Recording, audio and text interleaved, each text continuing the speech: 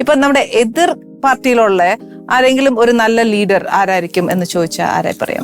മുഖ്യമന്ത്രി തന്നെയാണ്. ഓക്കെ, യാതൊരു സംശയമില്ല. കാരണം ഞാനത് എന്റെ ഫാദറിന്റെ അസുഖ സമയത്ത് അദ്ദേഹത്തിന്റെ ആറ്റിറ്റ്യൂഡ് ഞാൻ കണ്ടു. അപ്പൊ അദ്ദേഹം അതിനെ എടുത്തത് എങ്ങനെയാണെന്ന് ഞാൻ ശ്രദ്ധിച്ചു. എന്നെ റിസീവ് ചെയ്ത് എങ്ങനെ ഞാൻ ശ്രദ്ധിച്ചു. എന്റെ ഫാദറിനോട് എങ്ങനെ പെരുമാറി ഞാൻ ശ്രദ്ധിച്ചു. അദ്ദേഹത്തിന്റെ വളരെ ഏറ്റവും മര്യാദയുള്ള ഒരു സമീപനമായിട്ടാണ് ഞാൻ കരുതുന്നത്. നമുക്ക് അഭിപ്രായ വ്യത്യാസങ്ങളുണ്ട്, രാഷ്ട്രീയമായ യോജിപ്പുകൾ ഇല്ലാത്തതുണ്ട്. പക്ഷെ അദ്ദേഹത്തിന്റെ ഒരു സമീപനം അപ്പോൾ ഞാൻ കണ്ടതിൽ എനിക്ക് വളരെയധികം ഒരു എന്താ പറയാ മനുഷ്യത്വപരമായ ഒരു സമീപനമായിട്ടിരിക്കുന്നു. ഭയങ്കര ഈ ദൈവവിശ്വാസിയാ ഞാൻ ഭയങ്കര ദൈവവിശ്വാസി. കാര്യം എപ്പോഴും ഞാൻ പള്ളിയിൽ പോകുന്നതും അവിടുത്തെ റീൽസിലൊക്കെ കണ്ടിട്ടുണ്ട്, എപ്പോഴും അവിടെ ഉള്ളതും പ്രാർത്ഥനയും എല്ലാം. മാത്രമല്ല എവിടെയെങ്കിലും പോവാണെങ്കിൽ അപ്പന്റെ കല്ലറക്കെ ഒന്ന് പോയി പ്രാർത്ഥിച്ചേച്ചും. ഞാൻ ദിവസം തുടങ്ങുന്നതും ദിവസം അവസാനിപ്പിക്കുന്നതും അവിടെ തന്നെയാണ്. കല്ലറയിൽ പോയിട്ടാണ് ഞാൻ ദിവസം തുടങ്ങുന്നതും ദിവസം അവസാനിപ്പിക്കുന്നത്. അപ്പം കാരണം എന്റെ വഴികാട്ടി എന്ന് പറഞ്ഞാൽ എന്നെ സംബന്ധിച്ച് അദ്ദേഹം മരിക്കുന്നില്ല. ശരിയാ, സാർ പറയുന്ന ഒരു കണക്കിന് കറക്റ്റ് ആണ്. കാര്യം എന്താ വെച്ചാൽ അദ്ദേഹം ഒരിക്കലും മരിക്കുന്നില്ല. ഇന്നും ആ കല്ലറയ്ക്ക് ചെന്ന് നോക്കിയാ നമ്മുടെ നാട്ടുകാർ എത്ര പേര് അദ്ദേഹത്തിനെ ഇന്നും അദ്ദേഹം ജീവിക്കുകയാണ്. ഞാൻ എപ്പോ ചെന്നാലും വളരെ കുറച്ച് സന്ദർഭം ഒഴിച്ച്, എപ്പോ രാത്രി ചില സന്ദർഭം ഒഴിച്ച് എപ്പോ ചെന്നാലും അവിടെ ആൾ കണ്ടിരിക്കും. സത്യം. അദ്ദേഹം ഒറ്റയ്ക്ക് ഇരിക്കാൻ ആഗ്രഹിക്കാത്ത ഒരാളാണ്. അത് ഇന്നും അത് ഒറ്റയ്ക്ക് ഇരിക്കാതിരിക്കുക. അതിൽ പല ഒരു അംഗീകാരം ഒരു പൊതുപ്രവർത്തകന് എനിക്കൊരു ചലഞ്ചാ. സത്യം.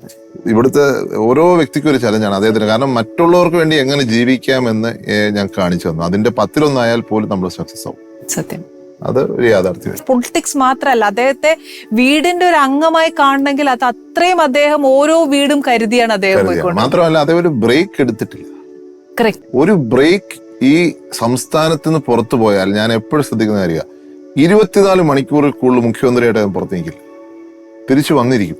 ഡൽഹി വരുമ്പോൾ ഞാൻ ആലോചിക്കും, ഡൽഹി ഞാൻ പഠിക്കുന്ന സമയമാണ്, രാവിലെ വന്ന് വൈകിട്ട് പോയിരിക്കും. ഞാനും ഓർത്ത് ഒരു ദിവസം നിൽക്കാതെ. ഇദ്ദേഹം വരുമ്പോൾ ഒരു ഭയങ്കര പോസിറ്റീവ്നെസ്സാ. കാരണം നമുക്ക് വളരെ ഡിപ്രസ്ഡ് ആയിട്ടിരിക്കുകയാണെങ്കിൽ അദ്ദേഹം വന്ന് കഴിയുമ്പോൾ പോസിറ്റീവായിട്ട് മാറും. കാരണം എല്ലാ കാര്യങ്ങളും പോസിറ്റീവായിട്ടാണ് ചിന്തിക്കുന്നത്. അപ്പൊ നമുക്ക് നാച്ചുറലി അതൊരു സ്പ്രെഡ് ചെയ്യുന്നൊരു പോസിറ്റിവിറ്റി. പക്ഷെ വന്നു കഴിഞ്ഞാൽ പോയിരിക്കുകയും ചെയ്യും.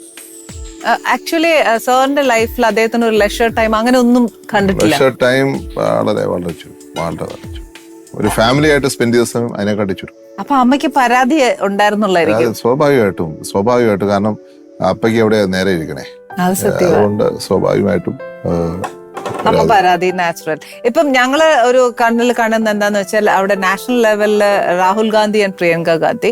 അപ്പൊ ഇവിടെ ഒരു ഇലക്ഷൻ വന്ന അച്ചു ആൻഡ് സാറും കൂടെ പ്രസംഗം അങ്ങനെ ഒരു അതിപ്പം ഈ പ്രാവശ്യം ഫാമിലി മൊത്തം ഇറങ്ങിയല്ലോ.